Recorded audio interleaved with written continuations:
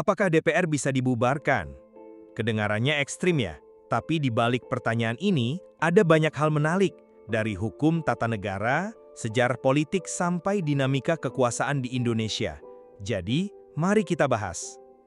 Pertama-tama kita harus tahu dulu, apa sebenarnya DPR itu? DPR atau Dewan Perwakilan Rakyat adalah salah satu lembaga legislatif di Indonesia. DPR adalah wakil rakyat yang dipilih melalui pemilu setiap 5 tahun sekali. Tugas DPR meliputi membentuk undang-undang bersama Presiden, menyusun anggaran negara bersama pemerintah, melakukan pengawasan terhadap pelaksanaan undang-undang. Jadi DPR punya peran besar dalam sistem demokrasi Indonesia. Tapi dengan kekuasaan yang besar, muncul juga pertanyaan, gimana kalau lembaga ini tidak lagi menjalankan fungsinya dengan benar? Apakah bisa dibubarkan? Mari kita masuk ke ranah hukum. Apakah secara konstitusi DPR bisa dibubarkan? DPR diatur dalam UUD 1945 khususnya pada pasal 19-22. Karena DPR adalah lembaga yang dibentuk oleh konstitusi, maka untuk membubarkannya tidak bisa sembarangan. Tidak ada pasal eksplisit dalam UUD 1945 yang menyebut bahwa DPR bisa dibubarkan oleh presiden atau lembaga lain.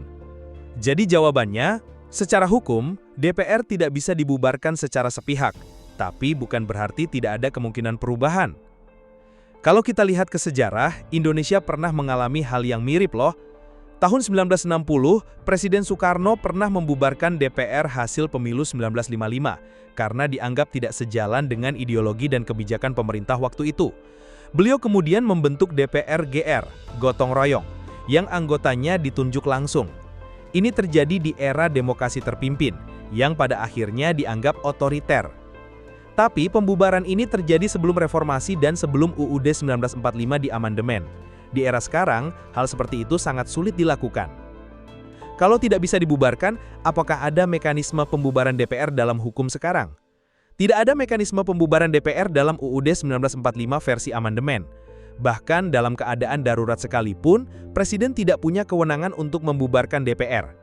Di beberapa negara seperti Thailand atau Malaysia, parlemen bisa dibubarkan oleh raja atau perdana menteri, tapi sistem politik Indonesia berbeda. Presiden tidak bisa membubarkan DPR. Kalau begitu, satu-satunya cara untuk mengubah DPR secara sistemik adalah dengan amandemen UUD 1945 yang tentu butuh proses panjang dan persetujuan MPR. Nah, ini penting. Gimana kalau DPR dianggap tidak efektif atau tidak mewakili rakyat dengan baik? Rakyat bisa melakukan kritik melalui media sosial, petisi, aksi damai, diskusi publik, menggunakan hak pilih secara bijak di pemilu berikutnya, mendorong adanya evaluasi kinerja DPR oleh lembaga seperti BPK, KPK, dan Mahkamah Kehormatan Dewan atau MKD. Ingat, DPR itu dipilih rakyat. Kalau kita merasa mereka tidak mewakili kita, solusinya adalah perbaiki proses demokrasi, bukan bubarkan sistemnya. Tapi jangan salah, bukan berarti kita nggak bisa memperbaiki DPR. Kita bisa mendorong reformasi, seperti sistem pemilu yang lebih adil, pendidikan politik untuk rakyat, transparansi kinerja DPR, dan penguatan peran oposisi. Jadi yang perlu dibenahi mungkin bukan dibubarkan, tapi ditingkatkan akuntabilitas dan partisipasi publik dalam proses legislatif. Oke, jadi untuk menjawab pertanyaan awal kita, apakah DPR bisa dibubarkan? Jawaban pendeknya, tidak bisa secara konstitusi. Tapi pertanyaan yang lebih penting adalah bagaimana kita bisa memastikan DPR benar-benar mewakili suara rakyat dan bekerja untuk kepentingan bersama. Nah, disinilah peran kita semua sebagai warga negara.